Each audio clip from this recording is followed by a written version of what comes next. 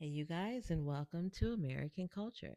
The other day I was telling you about how in the beginning I didn't quite understand how people could have family and friends that they didn't necessarily want to reconcile with. I had always kind of held out hope that eventually there were certain people in my life who would at least be able to be cordial, even though now we don't speak. The thing is, on Thanksgiving, like I said, when I looked back over the history, I realized that there was really nothing there to reconcile. And even if there was that older version of me that would have to go back to that space and try to start from there and move forward, it didn't exist. And it was like it is kind of like I've given birth to a new version of myself, this inner child, and I have to take care of it. And just like with anybody who has a newborn baby, you're going to create an environment that's conducive to its growth.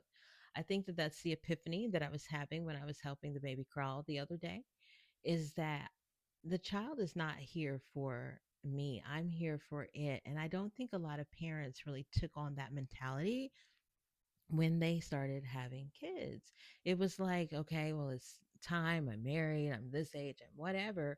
And they just kind of thought that it would go along with emotions and didn't really nurture and prepare. And so now that I have matured into the responsible adult that I am, yay, congratulations to me. It took some time. But we made it.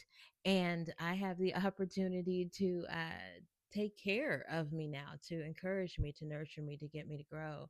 One of the major things that took place was me, like I said, when I let go of the desire to reconcile, because there wasn't anything to reconcile, and I stepped fully into this version of myself.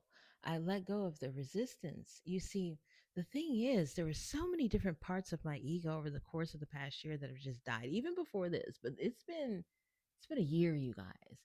And one thing I didn't connect was that each time that I would falter or I go back and do something comforting was because I was frustrated.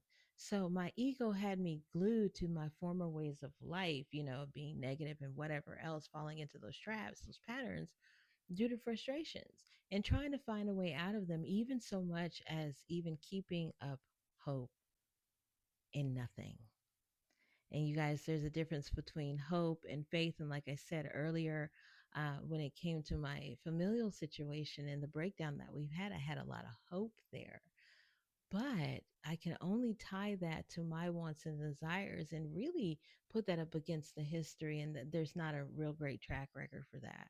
And so while I have faith in God, there are different standards of integrity where you have to have faith in people. And I'm not quite there yet.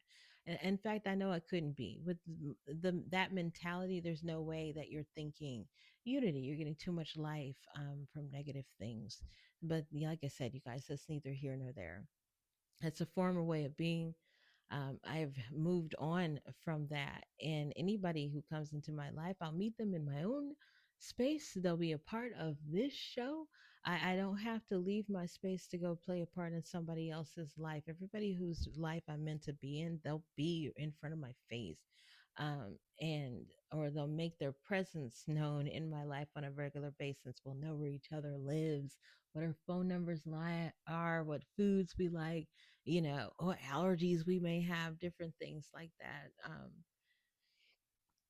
But it won't be the disconnect that I had previously experienced before.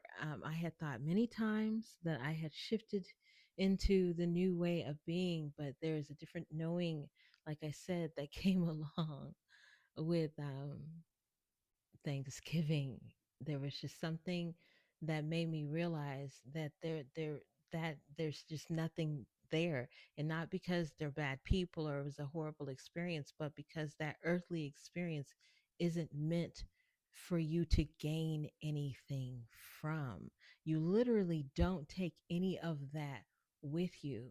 And so it wasn't this, why isn't anybody calling, why isn't anybody upset? It's a complete understanding that if you're living in that earthly world and somebody else isn't, there are going to be these invisible barriers that come up that kind of prevent that crossing of paths. Something to think on, you guys. I hope you guys have a blessed night.